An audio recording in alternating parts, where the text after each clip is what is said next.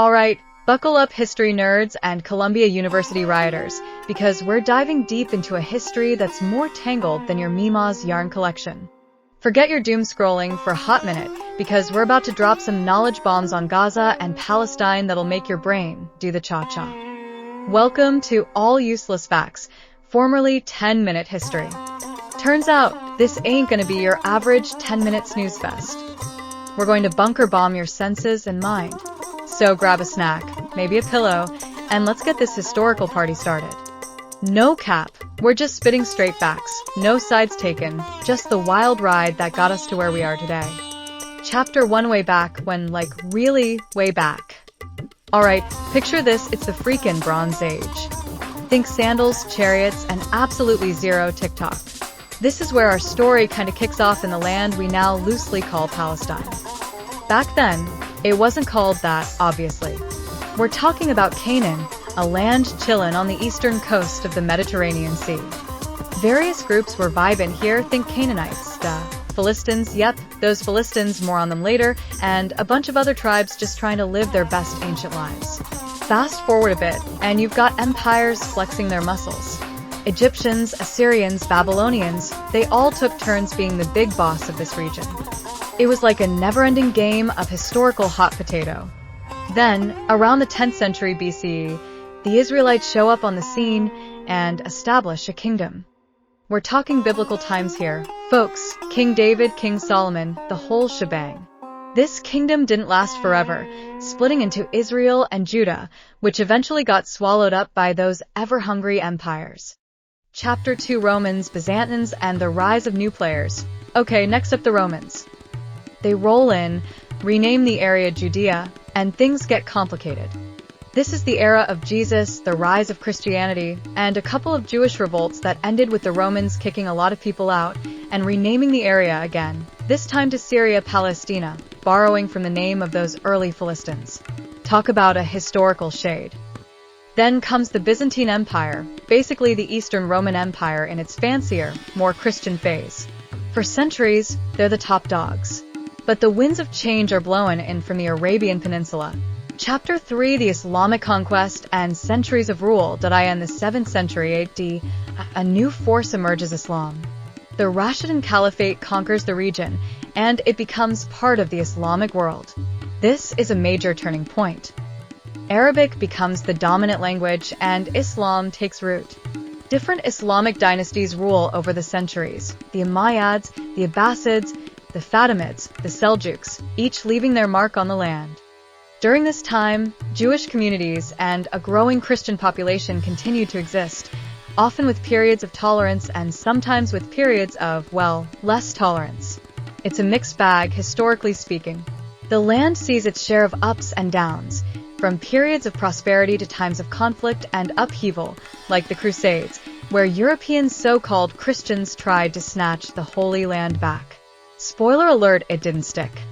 Chapter for the Ottoman Empire and a shifting landscape. Fast forward again to the 16th century and the Ottoman Empire, a massive Turkish empire, takes control. For the next 4 centuries, Palestine is part of the Ottoman world. It's divided into administrative districts, and life goes on. We see a mix of rural and urban centers, with agriculture being a major part of the economy. Religious communities generally coexist, though there are still occasional tensions. But the 19th century brings big changes. The Ottoman Empire is weakening, and European powers are sniffing around, looking for influence. This is also the rise of modern nationalism in Europe, which, as you can probably guess, is going to have a ripple effect in the Middle East. Chapter 5, the seeds of conflict: Zionism and Arab nationalism. Here's where things start to get spicy, real spicy. In the late 19th century, Zionism emerges, a political movement with the goal of establishing a Jewish homeland in Palestine. This idea gains traction, partly due to rising anti-Semitism in Europe. Jewish immigration to Palestine, which had been a trickle, starts to increase. At the same time, Arab nationalism is also on the rise in the Ottoman Empire, with Arabs increasingly seeking greater autonomy and eventually independence from Turkish rule. So you've got 2 nationalist movements setting their sights on the same piece of land. You can probably see where this is going. Chapter 6, World War I and the British Mandate. World War I is a game-changer. The Ottoman Empire sides with Germany and gets its butt kicked. The victorious Allied powers carve up the Ottoman territories, and Palestine comes under British control as part of a League of Nations mandate. Now, here's a key point: the British issue the Balfour Declaration in 1917, expressing support for the establishment in Palestine of a national home for the Jewish people, while also saying that nothing shall be done which may prejudice the civil and religious rights of existing non-Jewish communities in Palestine. Talk about a statement with built-in contradictions. During the British Mandate period, 1920 to 1948, Jewish immigration to Palestine increases significantly. This leads to growing tensions and clashes with the Arab population, who see this as a threat to their land and their future. There are riots, protests, and increasing violence as both sides feel their national aspirations are being denied. Chapter 7, the 1948 War and the Creation of Israel. After World War II and the horrors of the Holocaust, international support for a Jewish homeland grows. The United Nations proposes a plan to partition Palestine into separate Arab and Jewish states. Jewish leaders accept the plan, while Arab leaders reject it. Cue the 1948 Arab-Israeli War. Following Israel's declaration of independence on May 14, 1948, neighboring Arab states attack. The war is a disaster for the Palestinians. When the dust settles, Israel controls much of the former Mandate territory. Around 700,000 Palestinians are displaced, an event Palestinians refer to as the Nakba, the catastrophe. The Gaza Strip comes under Egyptian administration. The West Bank is annexed by Jordan. No independent Palestinian state is established. Chapter 8, the Suez Crisis and the Six-Day War. The following decades see continued tensions and further conflicts. In 1956, the Suez Crisis erupts, involving Israel, Britain, and France against Egypt. Israel briefly occupies the Gaza Strip and the Sinai Peninsula before withdrawing under international pressure. Then comes the 1967 Six-Day War.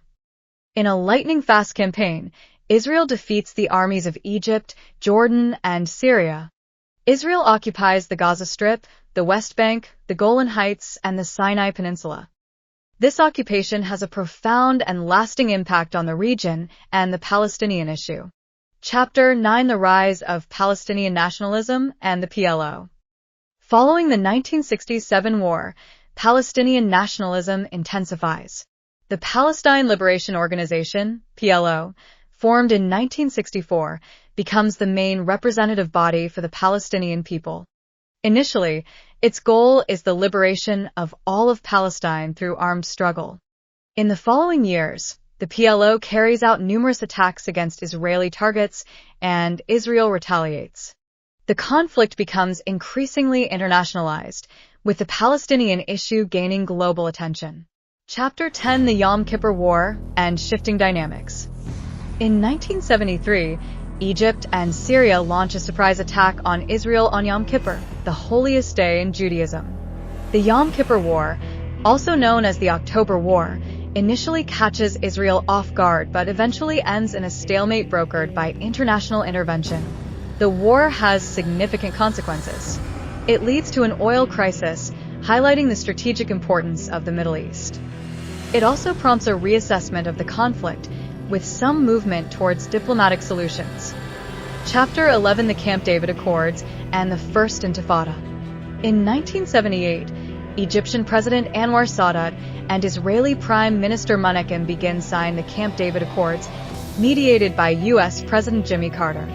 This landmark agreement leads to a peace treaty between Egypt and Israel, with Israel withdrawing from the Sinai Peninsula. However, the accords don't address the Palestinian issue directly, leading to disappointment among Palestinians. The late 1980s see a new phase of the conflict, the First Intifada, Arabic for uprising. This is a largely non-violent popular uprising by Palestinians in the West Bank and Gaza Strip against Israeli occupation. It involves protests, strikes, and civil disobedience, bringing the Palestinian issue back to the forefront of international attention. Chapter 12, the Oslo Accords and the Promise of Peace. The early 1990s bring a glimmer of hope. Secret negotiations between Israel and the PLO in Oslo, Norway, lead to the Oslo Accords. These agreements, signed in 1993 and 1995, establish the Palestinian Authority, PA, as an interim self-governing body in parts of the West Bank and Gaza Strip. The goal is a two-state solution, with an independent Palestinian state alongside Israel. However, the Oslo process faces significant obstacles. Continued Israeli settlement expansion, disagreements over borders, security concerns, and the assassination of Israeli Prime Minister Yitzhak Rabin by an Israeli extremist opposed to the peace process all contribute to a slowdown and eventual breakdown of negotiations. Chapter 13, the Second Intifada, and escalating violence. The hopes of the Oslo years are shattered in 2000 with the outbreak of the Second Intifada. This uprising is more violent than the first, involving armed clashes, suicide bombings by Palestinians, and large-scale Israeli military operations. The level of violence and distrust between the two sides escalates dramatically. Chapter 14, the disengagement from Gaza, and the rise of Hamas. In 2005, Israel unilaterally withdraws its troops and settlers from the Gaza Strip. However, Israel maintains control over Gaza's borders, airspace, and coastline. This disengagement is followed by Palestinian legislative elections in 2006, which are won by Hamas, a Palestinian Islamist organization that had opposed the Oslo Accords and continued armed resistance. The international community, particularly the Quartet, the US, EU, UN, and Russia, demands that Hamas renounce violence, recognize Israel, and abide by previous agreements. When Hamas refuses, an international aid boycott is imposed on the Palestinian Authority, which at that point included Hamas. Chapter 15, the division of Palestinian governance, and the Gaza blockade. In 2007, following internal Palestinian clashes, Hamas takes control of the Gaza Strip, while the Fatah Party, which dominates the Palestinian Authority, remains in control of the West Bank. This division of Palestinian governance persists to this day. Chapter 16, recurring conflicts and the ongoing struggle. Since the disengagement and the Hamas takeover, the Gaza Strip has been the scene of several major conflicts between Israel and Hamas, including in 2008 to 2009, 2012, 2014, 2021, and most recently in 2023, and ongoing into 2024. These conflicts have resulted in significant casualties on both sides and widespread destruction in Gaza. In the West Bank, tensions also remain high, with continued Israeli settlement expansion, Palestinian protests, and Israeli military operations. The prospects for a lasting peace agreement remain elusive. Chapter 17, current issues and the road ahead. So, where are we now? The situation is, to put it mildly, complex and deeply entrenched. Key issues that continue to fuel the conflict include the status of Jerusalem. Both Israelis and Palestinians claim Jerusalem as their capital. The right of return for Palestinian refugees. Millions of Palestinians displaced in the 1948 and subsequent conflicts seek the right to return to their former homes. Israel opposes this. Israeli settlements in the West Bank. These settlements are considered illegal under international law and are a major obstacle to a two-state solution. The Gaza blockade, the humanitarian impact of the blockade, and its effectiveness in preventing attacks on Israel are hotly debated. Security concerns. Israel cites security concerns as a major reason for its actions in the West Bank and Gaza. Palestinians feel their security is undermined by the occupation and ongoing violence. The division of Palestinian governance. The split between the Palestinian Authority in the West Bank and Hamas in Gaza weakens the Palestinian political position. There are no easy answers, and the path forward is uncertain. International efforts to mediate a lasting peace agreement have so far failed. The perspectives and narratives of Israelis and Palestinians are deeply rooted in their respective histories and experiences. And there you have it, a whirlwind tour through thousands of years of history in, hopefully, less time than it would take to actually read a biased report or book. We've seen empires rise and fall, nationalist movements clash, and a conflict evolve that continues to shape the world today. Remember, this is a super complex issue with layers upon layers of history, politics, and human experience. Also, keep in mind that this is nothing new. Nations have conquered nations from the beginning of time. The old adage, "To the victors goes the spoil," is very true.